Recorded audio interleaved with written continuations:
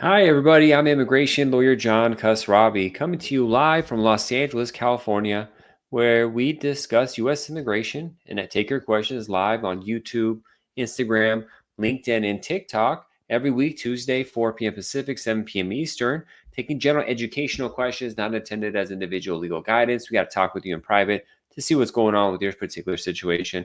But we've been coming here for years. I think we're hitting the 5 year mark or past the 5 year mark taking your questions to help you have a better understanding of what's going on in this confusing and ever-changing system. Almost every day it changes of U.S. immigration law, based on my experience of 15 years doing this, teaching it as a professor, guiding, mentoring other immigration lawyers, publishing a magazine, a podcast separate called the Immigration Lawyers Toolbox Podcast and Magazine. And a lot more. We have hundreds, probably at this point, maybe 1,000 hours of content on this matter, prolific, if you will.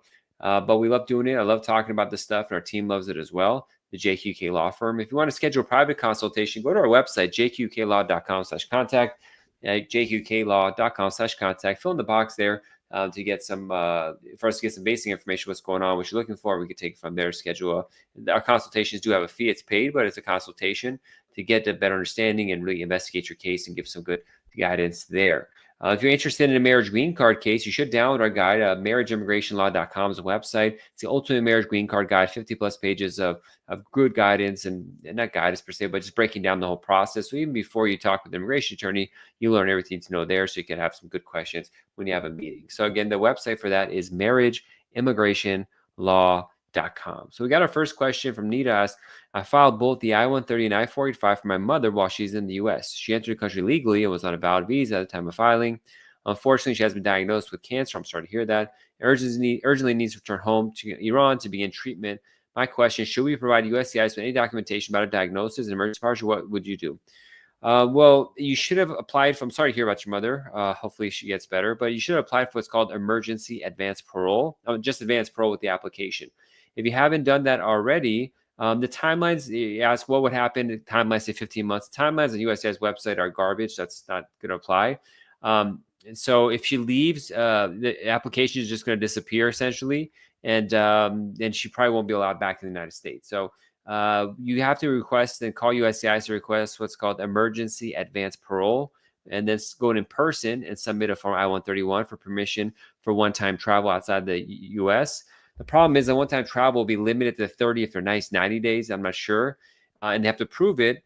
But now under the new regime, they're probably going to want to do an interview with your mom, so she may have to come back for an in-person interview. Maybe you kick the can down the road, reschedule the interview, or they may approve it without the interview. But it's a messy situation that you're in. But if she has to leave, you got to apply for emergency advance parole from I-131 and go to your local field office to get that. That's just what needs to be done for at least some travel, one-time travel, and seeing what happens. So these are the kind of things that if you had an attorney, we prepped this ahead of time. I mean, you wouldn't know that you're going to get cancer, but at least know the idea of advanced parole and to be able to quickly act on applying for emergency advanced parole. So a lot of people ask, why do I need a lawyer and stuff like that? I have an easy case. Life is easy many times. You just go about your day, but then things pop up, and it's really a form of insurance. So you have someone that hold your hand to quickly react, especially with our law firm. We want to be fast and be there for our clients. So that's what we do. HAI says, I overstayed my B2 visa as a tourist visa and then applied for asylum, which has been pending for 10 years. I now have an adjustment of status interview based on a marriage to a U.S. citizen. Will the visa overstay be an issue to come up during the interview? No, if you're married to a U.S. citizen, an overstay on a visa is waived. They don't really get into that. So people are watching on TikTok. My TikTok's kind of frozen. I can't scroll down for the questions and stuff. I'm not sure why that is. I can see my video moving, but it just won't let me scroll down to see their questions. So please don't ask the same question 50 times. The system is just not working. Hopefully it will. All right. So these situations are, I can ask, my I-130 was approved last week. Congrats. And I chose to adjust status. However, I'm not currently in the U.S. Can I travel to the U.S. now and adjust status to my tourist visa, or do I have to file Form I-824? Well, you should have marked the I-130 to have your case sent to the embassy instead of for processing with USCIS. This is another reason people do on their own, create a lot of problems for yourself, because now you're going to be delayed a year or more maybe, and you have to pay $600-700 more just for that, even if you don't hire an attorney, just because you marked the wrong box when you're processing your case. The reality is you're not, and I'm not allowed to tell you to come to U.S. with a tourist visa. they might not let you in. And even if they do, they might hassle you and say you had immigrant intent. This is the idea that you entered with a non-immigrant visa, a temporary visa, like a tourist visa, but you were lying. You actually wanted to come and stay here. So you don't want yourself involved with that. The guidance would be to do an IA-24, which is requesting that the USCIS send the case to the embassy for processing. Sometimes it gets approved in 3-4 months, but 98% of the time it takes like 15 to 18 months. And again, the I-24 has its own fees. I'm not sure what they are, and I can't remember. But that one mistake from one question off from I-130 created a heck of a problem for you right there. Now, for those watching on TikTok, I'm going to restart because it's frozen and it's not really working. I can't see your questions. Let me see if I can mess around with it. So the immigration thing is there's so many moving parts with U.S. immigration law that there's so many questions, so many different documents, all this kind of stuff. So it leads to these problems where you just miss one thing that seems pretty simple and it really gets you. Akeem says, would I be able to travel to the U.S. after I filed the I-2 for my tourist visa for vacation? You can, but it's up to the border protection, CBP, the Customs Border Protection, the airport, or the port of entry, whether they'll accept you or not. You always run the risks of having that. Now, you can say at the airport, listen, I filed an I-2 I spent all this extra money on this. I do not plan on staying, but I just want to come visit. And so that's that. Opti says, I have questions regarding recent CVIS cancellations. Go ahead and ask your questions, Opti, but this is a new thing. It's not really clear what's going on. Lawsuits are happening. Alciano says, are U.S. citizens supporting Palestine in trouble at the airport? I mean, they could always be taken to secondary and inspected and accused of stuff and hassled, but most likely citizens will be hassling them.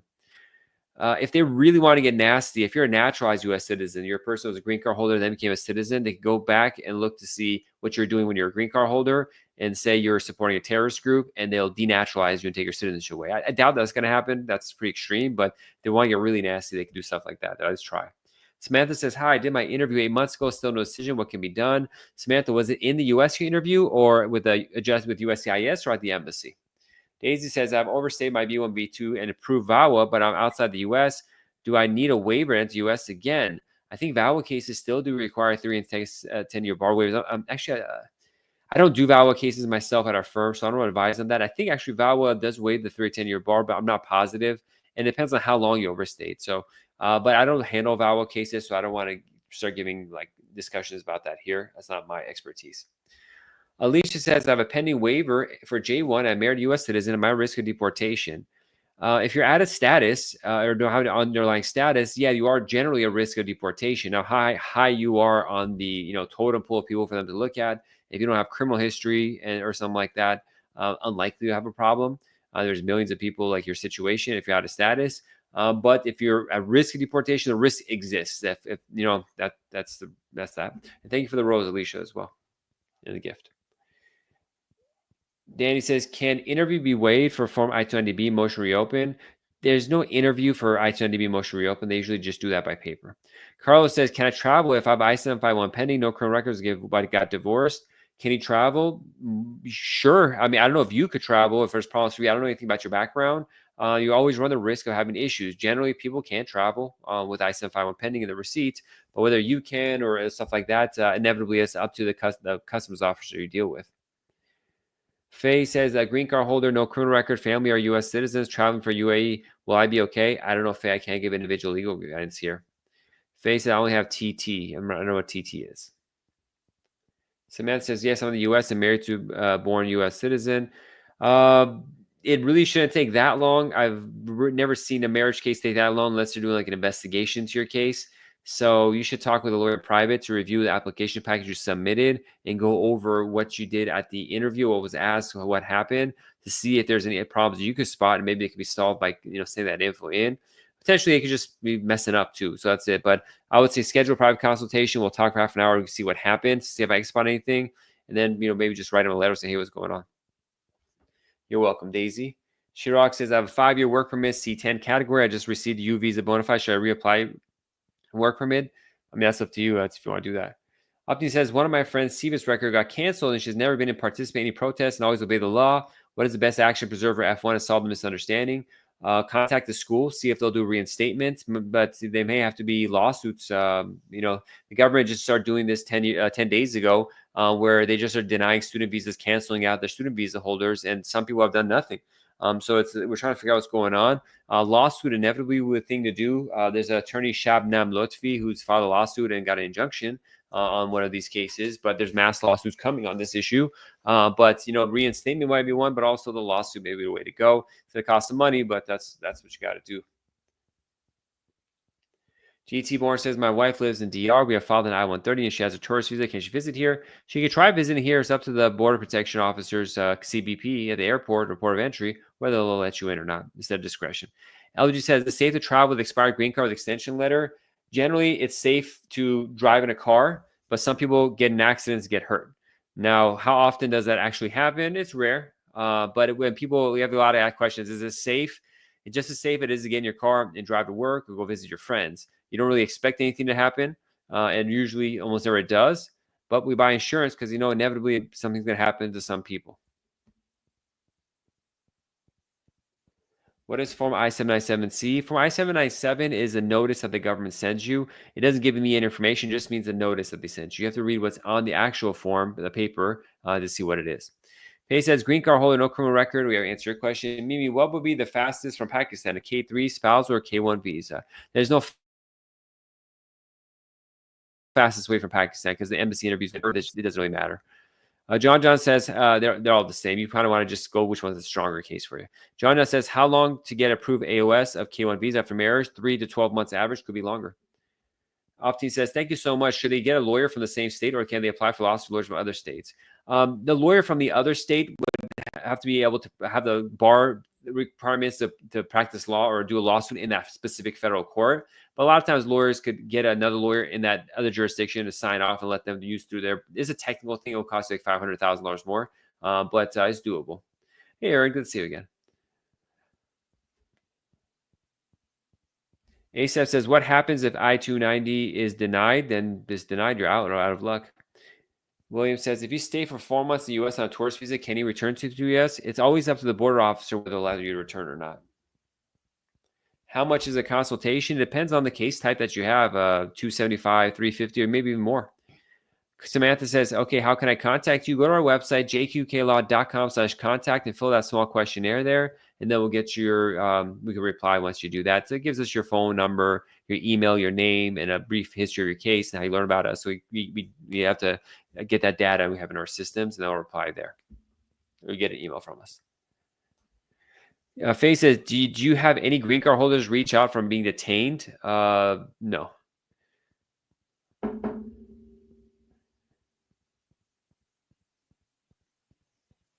Fit by Belly says, I'm a Canadian with the E2 visa. It's an investor visa, small business.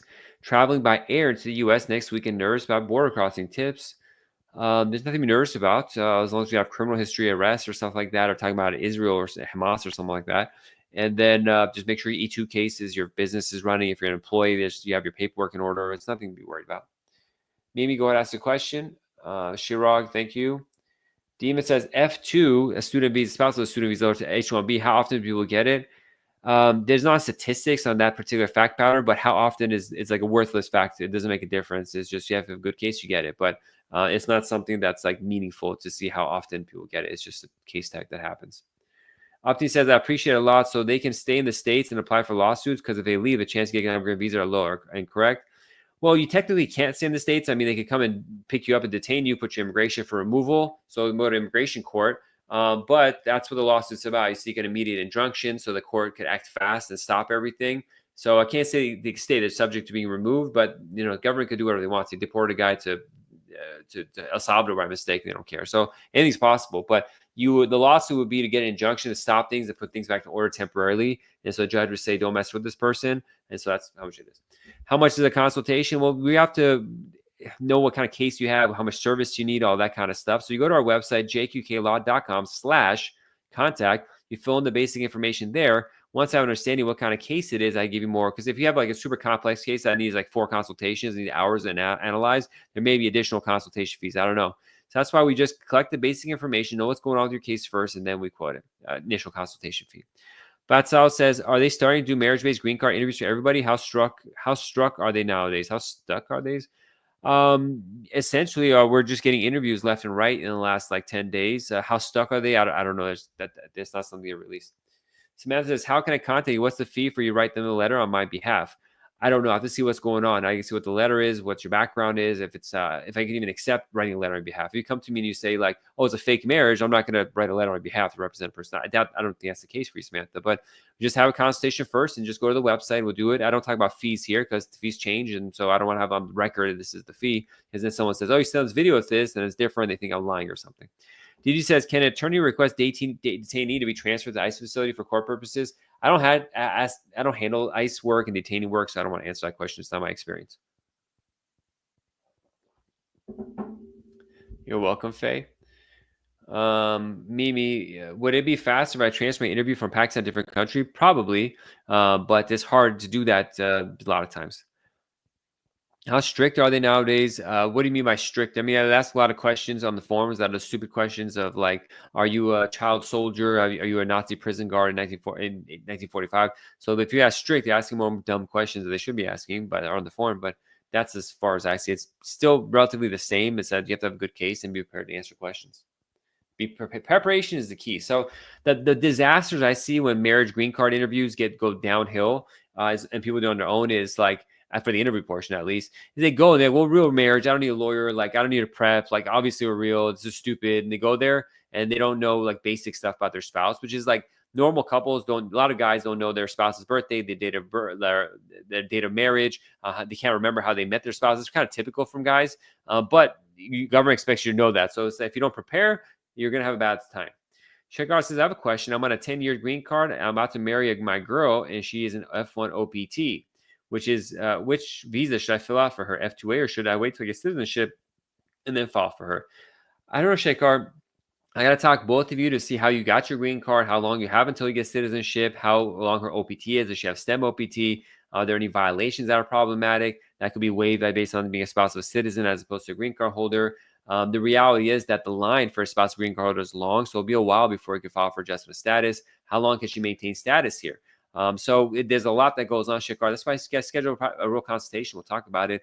Go to jqqlaw.com/contact. That's jqqlaw.com/contact. Akeem follows up. If any sections on the I-240 doesn't apply to me, is it okay to leave it blank? I can't answer how to fill out a form that doesn't apply to you. I can't do that. Then I'll be the preparer of your case, and it's a problem. Two Main keeps asking how much the price is. Two Main, just follow my instructions. Go to jqqlaw.com/contact, and I'll reply to you there. Faye says, any green card reach out to you after being detained or such? No. Ice Cube says, if you fail your citizenship twice, will a third exam be easy? Is that a question? I mean, like, if I'm not going to answer that question. It's not a good question. Fit Belly, thank you. We got a lot of repeat questions happening. Halingue says, what happens if your I-485 is denied because your sponsor's not making enough? Then you got to refile it with the sponsors making enough, and hopefully you have the ability to refile. For example, if you're married to a citizen, you can refile. If you're married to a green card holder, you won't be able to unless you maintain the underlying status, which is rare. Thank you, Mimi. Jemaine says, can you apply for citizenship for the 3-year rule if spouse now turns a citizen but married more than 3 years? No, you have to be married with a citizen for more than 3 years. So your spouse had to be a citizen and then 3 years after and married and have a green card. So you have to have been married to a citizen the whole time, not like a person just became a citizen. Demon says F2 H1 process. So you schedule a private consultation and we could talk about it. I mean, H1B, if you're chosen the H1B, your employer usually will hire an attorney to do it. And times you got to do it quick. You got to, like, if you've been chosen in the lottery, you got to get stuff up and running.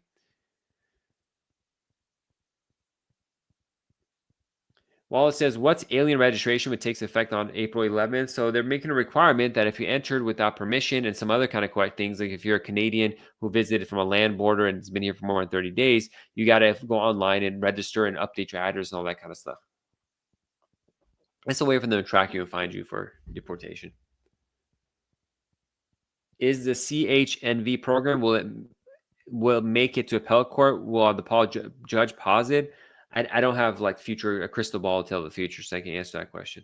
You're welcome. Okay, do I need a lawyer for the I-751 or should I file myself? It's up to you to make a decision. I think it's wise to hire an attorney for that. I see people mess up big time I-751. That's one of those cases that puts you in deportation if you fail. But it's up to you, Madge. Mario says, is advanced parole still valid legal entry for adjustment of status? Yes. INA section, Immigration Nationality Act, section 245 says if you have admission or parole, that's valid entry for adjustment of status. Patez says, hi, after applying for my wife's green card, she was scheduled for biometrics. Is that normal? Yeah, everyone filing for adjustment of status has to do biometrics unless it's waived because they already have it. Wall says, can you explain the element registries, please? Yes, you have to go to websites better, but for certain people, for example, those who enter without permission to the United States, they haven't been fingerprinted or their names are not in the system. They have to go and register with the government, and that's that. Is Trinidad Tobago on a no-fly list? America? No, there's no no-fly list to America for me, like particularly tied to a country. Maybe South Sudan right now, but that's probably going to be lifted. Hey, Tom says, I got my 2-year green card through CR1 process. I arrived at the USA and didn't work out. She filed for divorce. I don't have any joint documentation. I don't have joint documentation with her, like lease or joint finance. Can I identify and prove without it? It can. I mean, you just got to figure out what to do, how to explain it, and then maybe do an interview. But it's not impossible. So you got to fight it out. Hey, Tom. So you have no choice, anyways. You got to fight it out and get it. Batman says, how can a person withdraw his or her asylum application after getting a green card to marriage? You have to mail a letter to the office that is in charge of the case. Chuckle says, my oath ceremony is Thursday and I got a traffic ticket. Will that be an issue? Very unlikely. Depends on what a traffic ticket is. If you're like, if it's just a basic traffic ticket, probably not. Life of Geo, and you're not getting like 50 traffic tickets. You're not like a belligerent driver or something. Life of Geo says, if my priority date is December 24th, the visa bulletin for May 25th or in February 25th, for May 25th, or what should be done next? I'm F2A. If your case is current, you can file for adjustment of status. That's generally if you're saying your case is current. You're welcome, Wallace. So if it says I have my green card before I got arrested and I travel a lot, can I still travel now? If you got, I don't know, depends on what your arrest is for, but you're gonna have hassle. So you should consult with an attorney in private before making any travel plans. You should have your conviction record, arrest record. It's very unsafe. Soundbase says for adjustment of status, my college student daughter need a co-sponsor even if I have 40 credits. Who is do any co-sponsor if I have 40 credits? It's not about you having 40 credits, it's about the applicant having 40 credits. So if you're like a US citizen applying for your daughter and it's her time for adjustment of status, your daughter has to make the 40 credits, so it's not your credits if you're the petitioner. So I gotta see what's going on actually. Arctic says, I'm graduating from EMT school soon. Will this help show my good moral character for naturalization? You don't have to show good moral character. You just have to not show bad moral character for naturalization. I-601A waiver times 2 to 5 years. User 880 says, should one wait for a charge to go to court and wait for the outcome before applying for citizenship? Yes. You have to finish your whole conviction record, all that kind of stuff, finish the court case, and then you can file for citizenship. How long does it take now to get a receipt notice when you file for VAWA? I filed March 4th. I don't know. I don't handle the VAWA cases, so I don't know the timelines on that. Anya says, hi, are I-130 still being processed? And what is the wait time for spouse citizen? Yeah, about a 12 months average. Could be 3 months. It could be 18 months, or 12 months in the middle.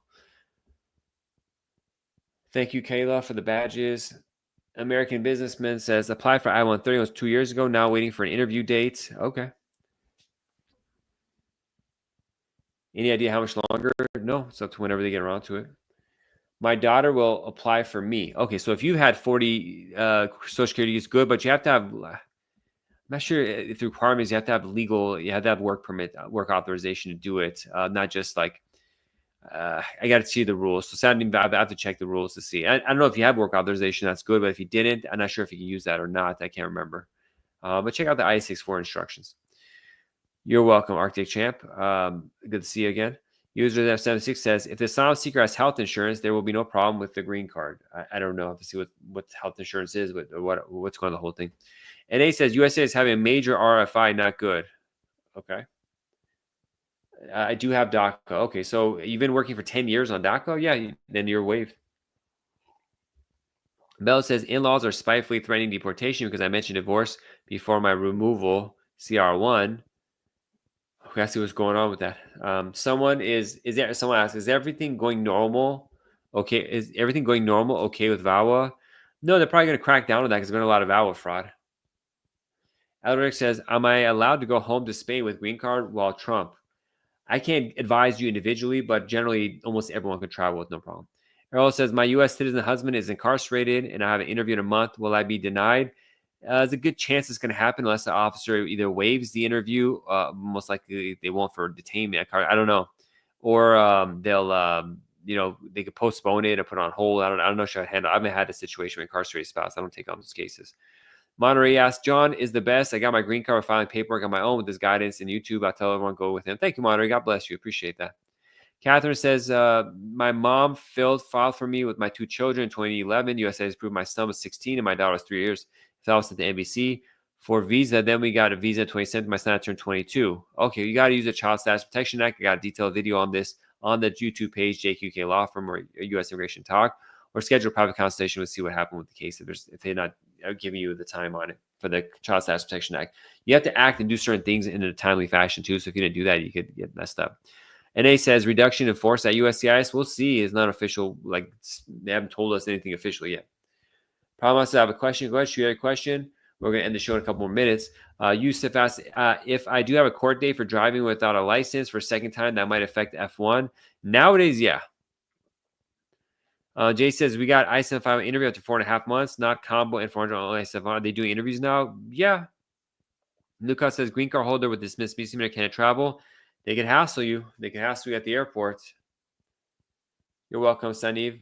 ABCD says, any issues with I-751, even if the charges were dropped? No diversion program, no fine.